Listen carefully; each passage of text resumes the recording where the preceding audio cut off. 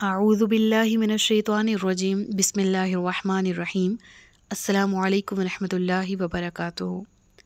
الحمدللہ پارہ نمبر 30 سورۃ الغاشیہ تک ہمارے تفسیری اسباق مکمل ہو چکے ہیں۔ آج کے سبق میں سورۃ الفجر کا باقاعدہ آغاز کیا جا رہا ہے، جس میں ہم سب سے پہلے سورۃ الفجر کا تعارف پڑھیں گے۔ تعارف میں سب سے پہلے دیکھ لیتے ہیں مقام نزول۔ اس سورہ کے زمانے نزول کو اس سورہ کے مضامین پر غور و فکر کر کے سمجھا جا سکتا ہے۔ یہ اس زمانے میں نازل ہوئی تھی جب مکہ معظمہ میں اسلام قبول کرنے والوں کے خلاف کفار مکہ کی طرف سے ظلم کی چکی چلنا شروع ہو چکی تھی، اور اسی بنا پر اہل مکہ کو قوم عاد، قوم ثمود اور قوم فرعون کے انجام کا ذکر کر کے خبردار کیا گیا۔ رکوع اور آیات کی تعداد اس سورہ میں 1 رکوع ہے، کل 30 آیات ہیں، اور اس سورہ کو سورۃ الفجر کیوں کہا جاتا ہے؟ فجر کا معنی صبح ہے، صبح کا وقت، ارلی مارننگ، اور اس سورہ کی پہلی آیت میں فجر کی قسم ارشاد فرمائی گئی ہے، اور اسی مناسبت سے اس سورہ کو سورہ فجر کہا جاتا ہے۔ اس سورہ کے مضامین، مرکزی مضمون اس میں 5 عظمت والے اشیاء کی قسم بیان کر کے کفار کو یہ سمجھایا گیا اور سمجھانے کے لیے گزشتہ اقوام کا اپنی قوت اور طاقت کے باوجود عذاب الہی کا شکار ہونے کو بیان کیا گیا ہے۔ یعنی سب سے پہلے فجر، پھر 10 راتوں، پھر جفت اور طاق اور رخصت ہوتی ہوئی رات، ان تمام کی قسم کھا کر ایک سوال کیا گیا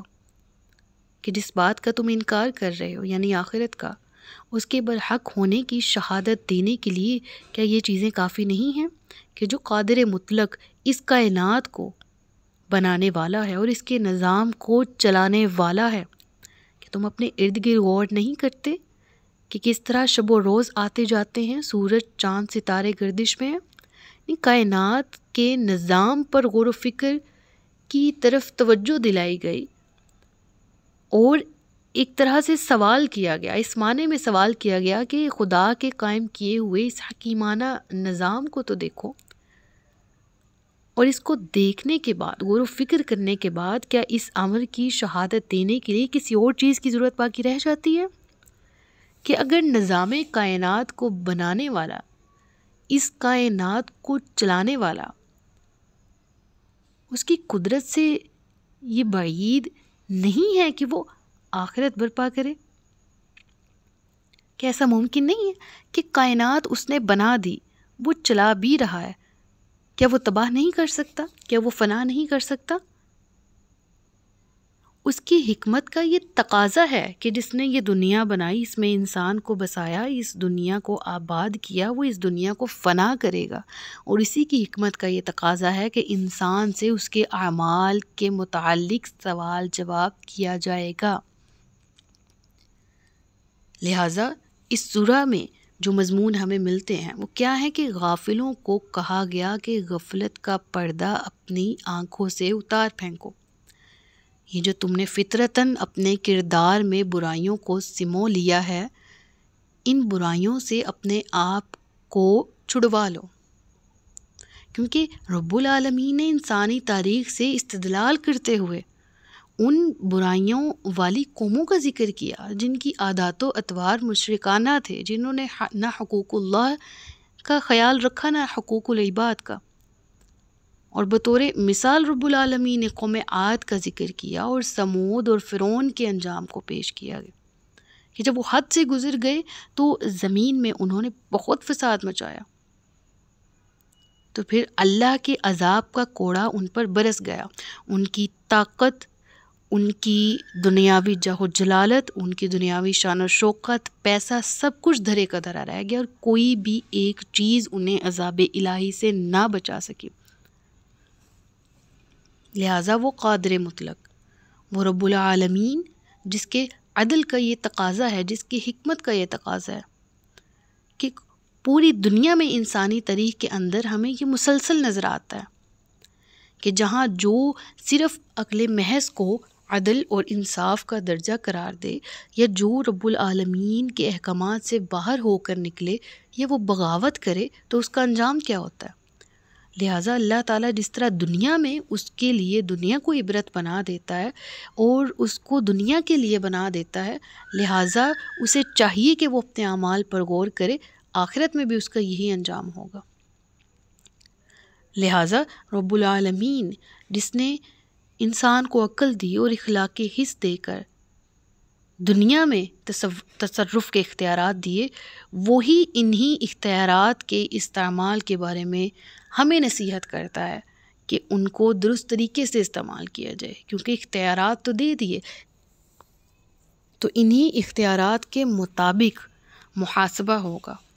اور انہی کے مطابق جزا اور سزا بھی دی جائے گی۔ لہٰذا برائیوں کی جڑ یعنی مال کی محبت اور اس کے اثرات کا تذکرہ کیا گیا اس سورہ میں، اور رب العالمین کی طرف سے تنبیہ کی گئی کہ دیکھو مال کی محبت یہ ایسی نہ بجھنے والی پیاس کی طرح ہے کہ خواہ جتنا ہی ملتا جائے انسان کا دل سے نہیں ہوتا، اور یہ تنقید کی گئی سورہ میں کہ انسانوں کا یہ طرز عمل ہے، یہ رویہ ہے،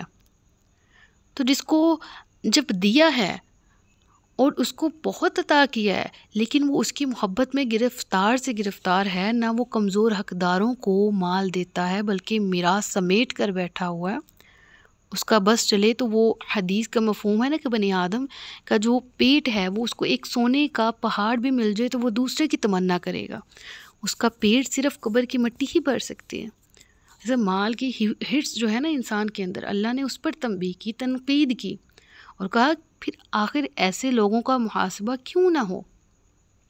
ضرور ہوگا۔ پھر جس طرح دنیا میں ایسے لوگوں کی پکڑ ہوتی ہے، قیامت کا دن بھی قائم ہوگا، پھر اسی قیامت کی ہولناکیوں کا، عذاب الہی کا ذکر رب العالمین نے کیا، اور پھر آخر میں مخلص مومنین ان کو ملنے والے انعامات، ان کو ملنے والی عزت کا ذکر ہے، اور کلام کو اس بات پر ختم کیا گیا کہ محاسبہ تو ہوگا اور ضرور ہوگا، اور وہ اس روز ہوگا جب اللہ کی عدالت قائم ہوگی، اس وقت جزا اور سزا کا انکار کرنے والوں کو سمجھ آ جائے گا۔ کیا سمجھ آ جائے گا؟ کہ دنیا میں جسے وہ نہیں مان رہے، آخرت میں سب نظروں کے سامنے ہوگا، مگر اس وقت سمجھنے کا کوئی فائدہ نہ ہوگا۔ منکر انسان ہاتھ ملتا رہ جائے گا کہ کاش میں نے دنیا میں اس دن کے لیے کوئی سامان کیا ہوتا، مگر یہ ندامت اسے خدا کی سزا سے نہیں بچا سکے گی۔ ہاں، مگر جن انسانوں نے دنیا میں پورے اطمینان قلب کے ساتھ حق کو قبول کیا، اس حق کو کہ جسے آسمانی صحیفے اور خدا کے انبیاء پیش کر رہے تھے، اس دن خدا ان سے راضی ہوگا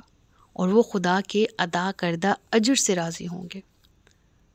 انہیں دعوت دی جائے گی کہ وہ اپنے رب کے پسندیدہ بندوں میں شامل ہوں اور جنت میں داخل ہو جائیں۔ اللہ رب العالمین اس گروہ میں ہمارا بھی شمار فرمائے کہ جو رب العالمین کی رضا سے دنیا میں بھی راضی رہیں اور آخرت میں بھی راضی ہوں،